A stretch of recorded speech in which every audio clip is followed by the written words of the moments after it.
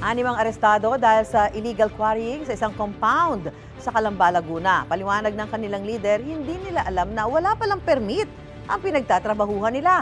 May unang balita, si John Consulta.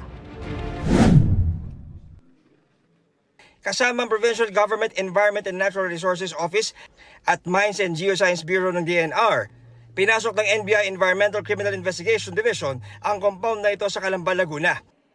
Umaandar pa ang isang bako ng abutan ng mga otoridad. Pagbaba ng driver, nakipagkamay pa ito sa lumapit na NBI agent. Pero ang inakalang meet and greet, mauuwi na pala sa kanilang pagkakaaresto. Naharang at aresto rin ang truck at driver na ito na may sakay na illegal na hinahakot na lupa. Ayon sa NBI, walang permit ang quarrying sa lugar na bawal kahit ito pa'y isang private property.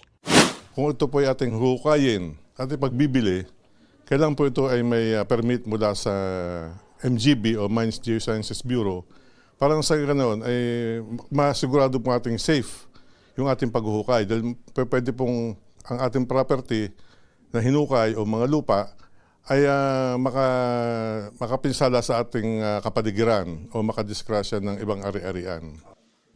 Ayon sa NBI, ginagawang panambak ng mga subdibisyon ang lupang kinukuha sa area na katabi lang ng isang ipinasarang landfill. Paliwanag naman ng leader ng 6 na inaresto. Hindi namin po alam, sir, na walang permit yun. Sa ngayon po ay na-inquest po sila. Sila po ay kakasuhan natin ng violation ng Section 103 of Philippine Mining Act or Republic Act 7942. Ito ang unang balita. John Consulta para sa GMA Integrated News.